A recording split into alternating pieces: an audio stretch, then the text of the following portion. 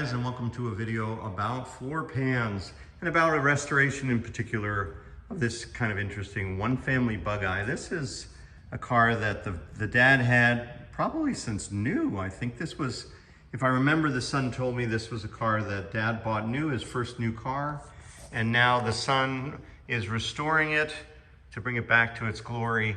It came to us with a lot of rust in the floor, and so we are repairing that. You can see how we've cut away the floor pan. This would be under the seat. Outboard of this is the longitudinal stringer. Here's the footwell section. All of it was pretty rusted. I'll show you over here on the bench. These are the pieces that came out. You can see how this would be the driver's side footwell. So your heels would be here, clutch and brake.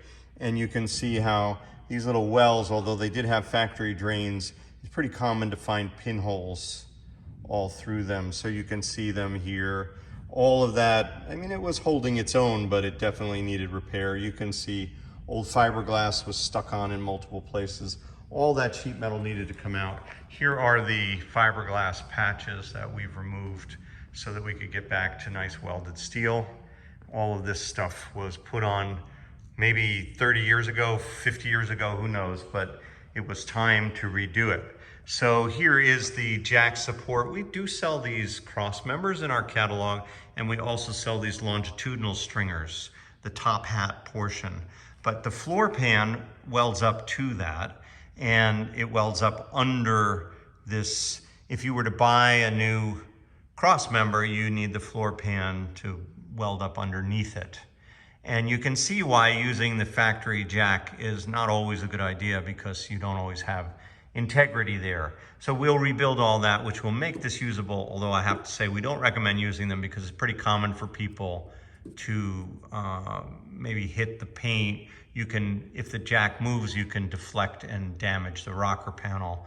So it's easier to just use a scissor jack. But in any event, we're gonna need to take off these spring mount plates. These are the quarter elliptical springs. If you're unfamiliar, they're these little half a bow, if you will.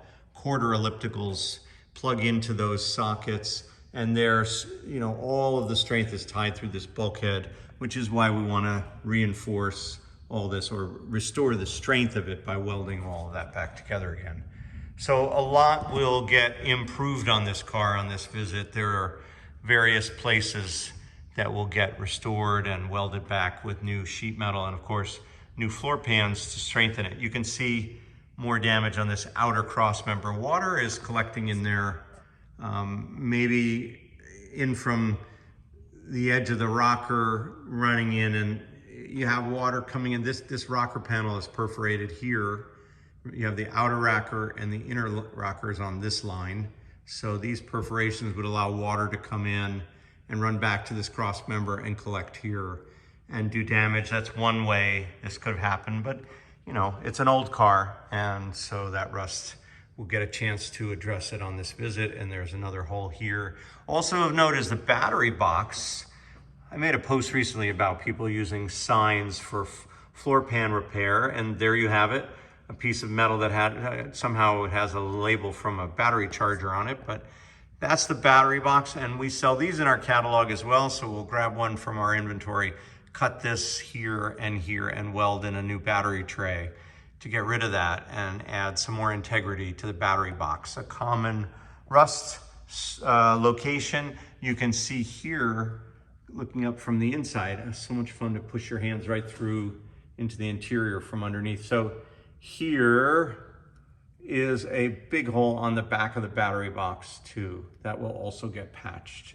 Below the firewall, you can see the battery, the back of the battery is up against that. That's where the bottom back corner of the battery would live.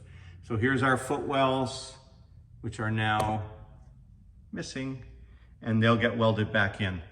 And that ties the whole car together beautifully. It's like a glass bottom Bugeye right now. Look at those doors, right through the floor.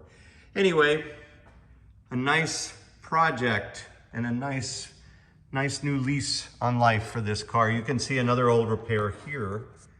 This also is a piece of scrap sheet metal, that, like a piece of shelving that was welded into patches. It's a pretty big trunk floor hole as these things go.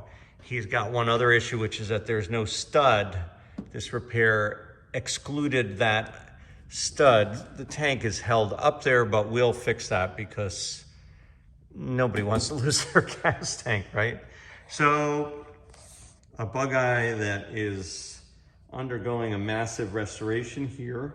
Thank you for watching, and thanks for supporting us at Bugeye Guys.